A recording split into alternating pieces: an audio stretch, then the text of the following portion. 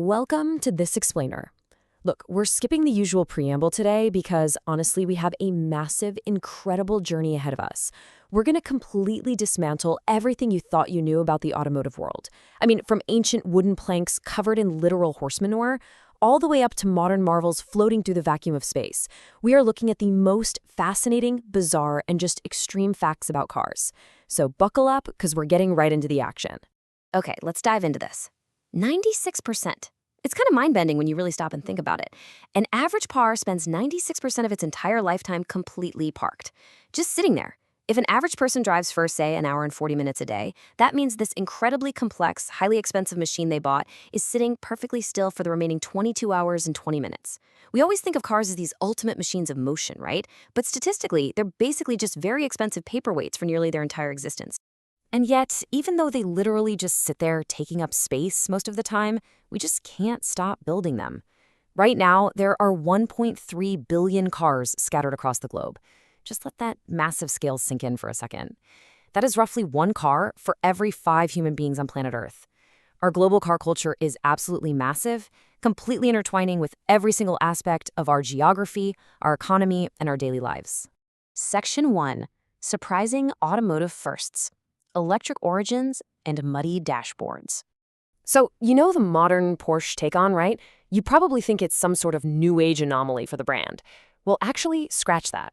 The very first car designed by Ferdinand Porsche himself, way back in 1898, the C2 Phaeton, was an electric vehicle.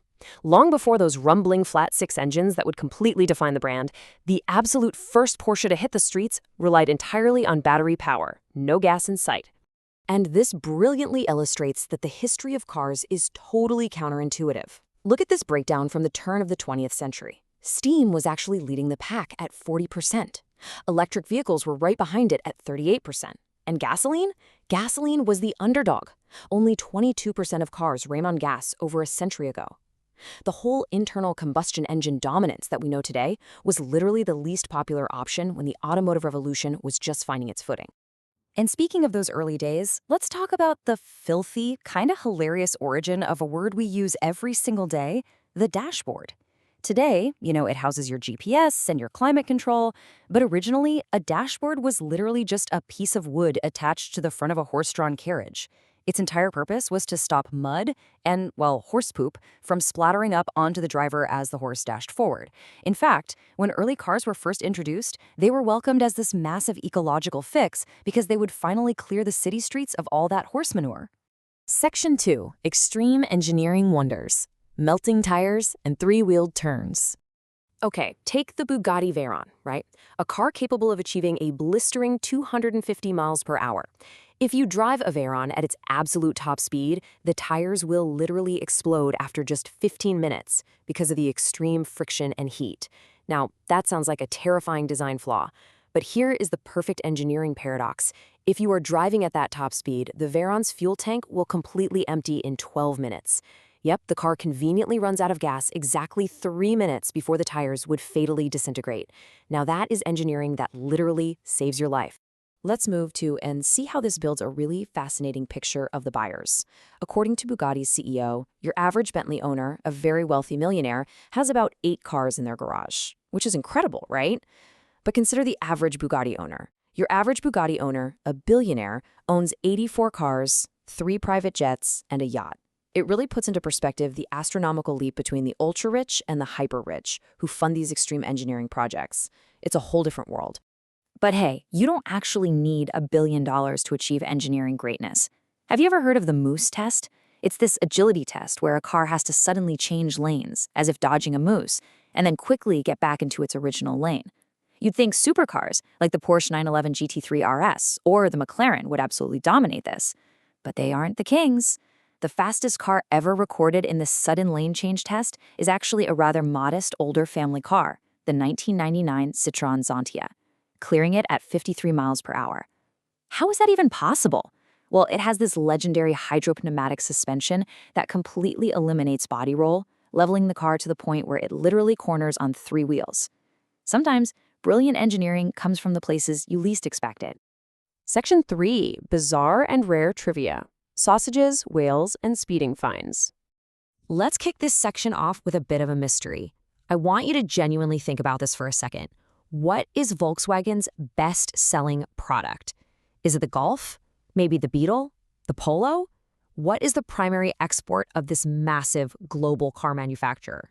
No way, right? It's a sausage, specifically the VW currywurst. And this wasn't some weird flashy marketing stunt. It originally started as a meal produced exclusively for the factory cafeteria workers. But it became so incredibly popular that VW just started packaging and selling them in supermarkets. It is so ingrained in their logistics now that the sausage actually has its own official Volkswagen car part number.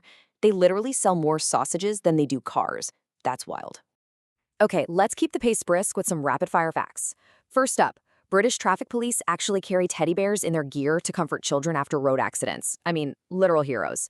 Next, the Cambodian 500 real note actually features a Nissan Juke printed right on the back of the currency.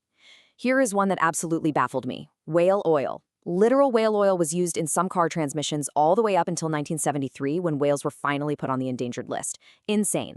And finally, when Mitsubishi UK put the FQ badge on their high-performance Evos, Japanese executives were totally pleased, thinking it stood for fine quality. What it actually stood for in the UK market was a rather cheeky phrase starting with an F and ending in quick.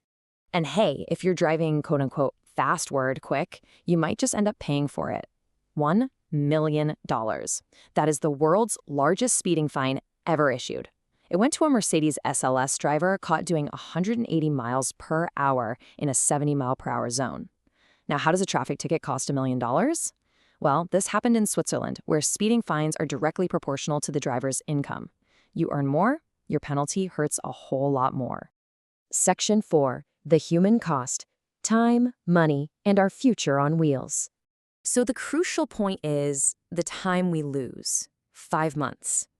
That is the staggering, honestly kind of depressing amount of an average person's life that is spent just waiting in a car at red lights. When you zoom out and think about the span of your entire life, nearly half a year of it is completely surrendered, simply waiting for a glowing red circle to turn green.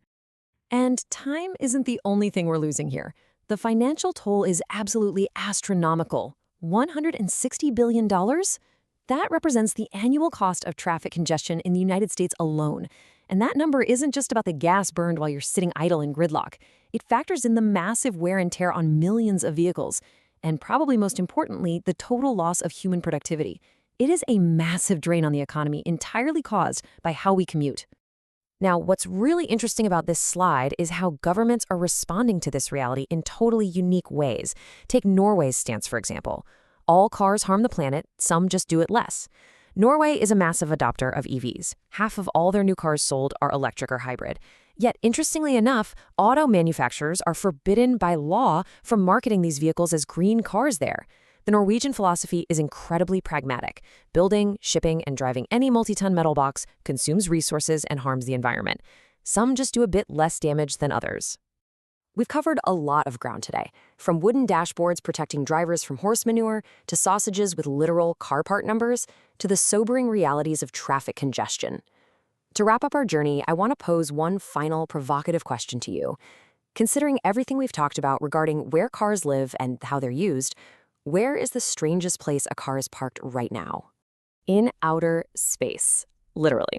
Right now, there is a Tesla Roadster endlessly floating in the vacuum of space.